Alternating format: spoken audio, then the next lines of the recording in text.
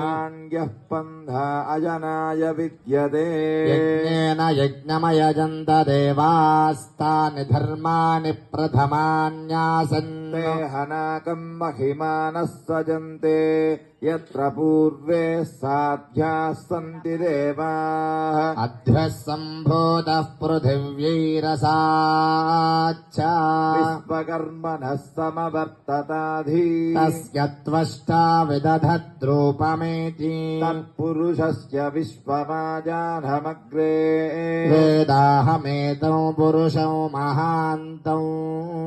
आदित्यवर्णम् तमसः परस्तात् तमेवम् विद्वानमृत इह भवति नान्यः पन्था विद्यते जनाय प्रजापतिश्चरति गर्भे अन्तः अजायमानो बहुधा विजायते तस्य धीराः परिजानन्ति योनिम्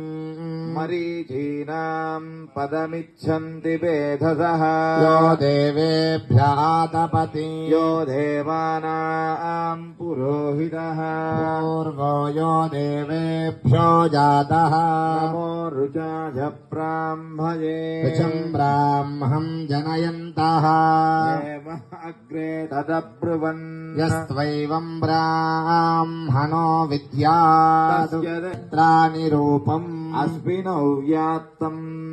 इष्टौ मनीषाणा अमुम् मनीषाणा सर्वं मनीषाणा तच्छन्द्योरावृणीमहे गातुम् यज्ञाय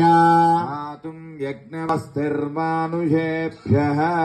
ऊर्ध्वम् जगातु भेषजम् शन्नो अस्तु द्विपदे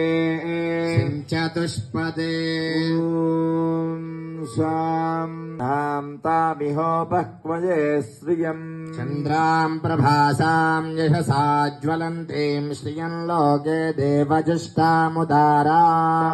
पद्मिनीमीम् शरणमहम् प्रपद्ये अलक्ष्मीर्मेनस्य ताम् त्वाम् वृणे आदित्यवर्णे तपसोऽधिजातो वनस्पतिस्तव वृक्षोदबिल्वः तस्य फलानि तपसानुदन्तुमाजान्तराजाश्च वाक्या अलक्ष्मीः उपैतु माम् देवसखः कीर्तिश्च मनिना श्रियम् वातय मे कुले मातरम् पद्ममालिनी आपसृजन्तु स्निग्धानि चिक्लीतव समे गृहे निजदेवीम् मातरम् श्रियम् वातय मे कुले आवह जातवेदो लक्ष्मीर्मनपगामिनी यस्याम् हिरण्यम् प्रभूतम् गावो धास्योऽस्वान् विन्देयम् पुरुषारू पद्माक्षी पद्मसम्भवे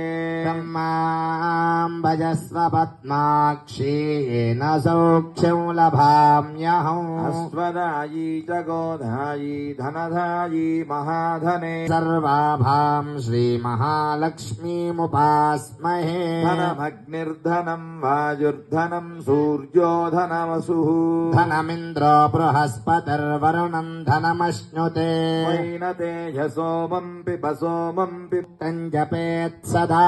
वर्षन्तु ते विभावरि दिवो अभ्रस्य विद्युतः रोहन्तु सर्वबीजान्यवब्रह्मद्विषोजहि पद्मप्रिये पद्मिनि पद्महस्ते पद्मालये पद्मदलाजदाक्षी विश्वप्रिये विष्णुमनोनुकूले त्वत्पादपद्मौ